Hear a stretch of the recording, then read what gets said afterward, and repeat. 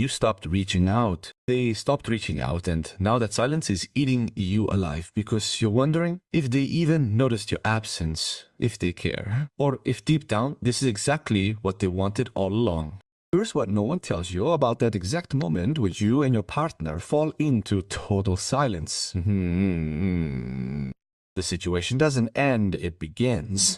It triggers a deep and revealing emotional process that lays bare the truth hidden beneath everything else.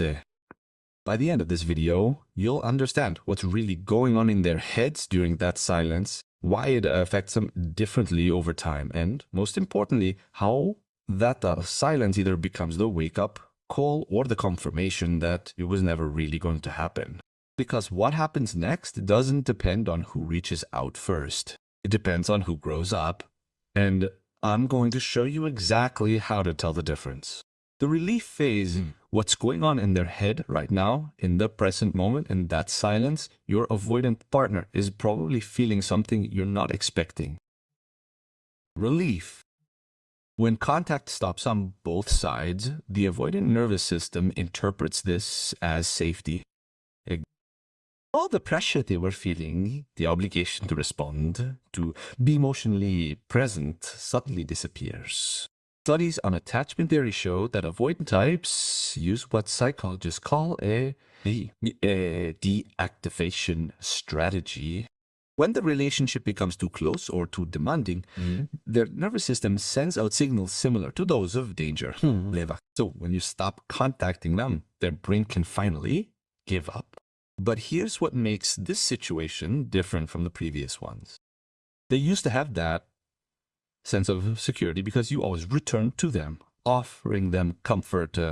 This allowed them to avoid vulnerability while still feeling wanted. They were in control. They knew you would be there. But when you too stop reaching out to them, that sense of control begins to crack. And that's when silence stops being comfortable for them, because relief never lasts forever. What happens next is something they never expected. And it will reveal whether they are truly capable of deep connection or simply comfortable with the idea of you. When relief turns to fear over time, that relief turns into something else. First curiosity, then confusion, and finally fear. They begin to wonder why you're no longer pursuing. The silence that once felt like freedom begins to feel like surrender. Their minds begin to ask questions they never needed to ask before. Have they really moved on? Why aren't they fighting for us anymore? What if this time I really lost them? That's when you'll start to notice subtle tests. He checks your stories, likes old, posts, sends little, innocuous messages that are anything but innocuous. Hey, how are you? Or, it reminded me of you. These aren't genuine attempts at the reconnection. They're just crumbs. Tests to see if you're still available, if the door is still open, if they still have access to you without having to be vulnerable. What you have to understand is that these tests aren't about love or lack. They're about control. They're checking to see if their emotional safety net is still there. Because without your pursuit, he's faced with something deeply terrifying for an avoidant. The fear of being forgotten, the feeling of pain and clarity inside you. While he's going through confusion and fear, something completely different is happening inside you. And that's the part that really determines how this all ends. At first, the silence hurts.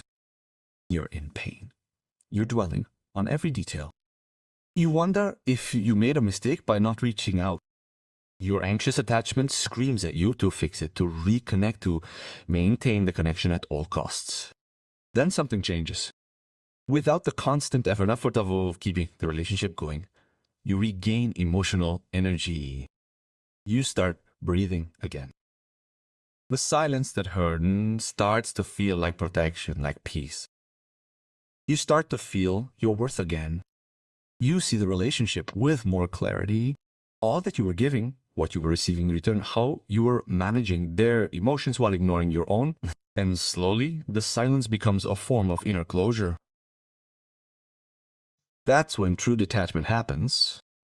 Not the kind where you secretly hope they'll come back, but the kind where you no longer need them to choose you, because you've already chosen yourself. And here's the powerful thing. While you're healing and growing, they're feeling the emotional consequences of their defensiveness, loneliness, regret, nostalgia, fear of being forgotten.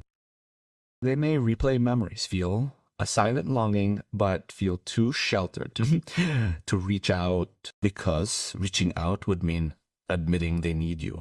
And to an avoidant, that feels like a loss of self, the moment of truth. When they do come back in time, many avoidants do. A brief message, an innocuous comment, a discreet reappearance. Not to rebuild, but to check if the door is still open. They're testing to see if you're still the same person who once pursued them. But this time, something is different. You're no longer trapped in their pattern. Their distance no longer feels mysterious. It feels predictable. You recognize it for what it is. A defense mechanism. A fear of intimacy disguised as independence. So here, you need to make a choice. Not based on hope, potential, or the person they could become, but on the person they show you. Now, an avoidant who has done real inner work comes back with accountability. They acknowledge the distance, express what they understand, what they feel.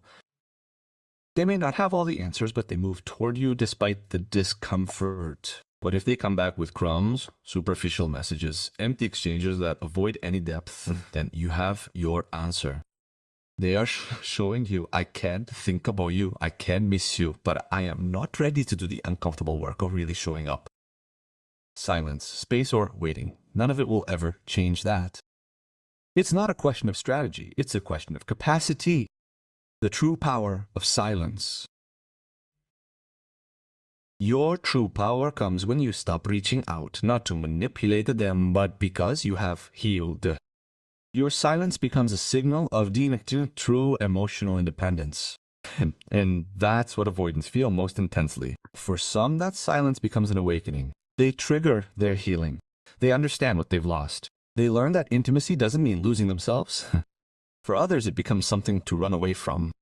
They take refuge in the distractions of new relationships, work anything that allows them to avoid what silence is trying to show them. And it's not your failure, it's their choice. In every case, silence acts as a mirror. It reveals your truth and theirs. The choice that's yours. So here's where you are now. You're in silence. And the real question isn't whether they'll reach out to you. The question is, who are you becoming in that silence? Are you using it to heal, set real boundaries, rebuild your self-worth? Or do you just sit there waiting for them to come back and validate you? Because, in the end, it's not who reaches out to whom that matters, it's who grows. For you, silence can become self-worth and emotional freedom. For them, it becomes a confrontation with their fears and old hurts. Silence doesn't destroy the connection. It simply reveals whether it was strong enough without pursuit. And if it wasn't, then what you lose isn't love. It's the exhausting responsibility of keeping someone interested in choosing you.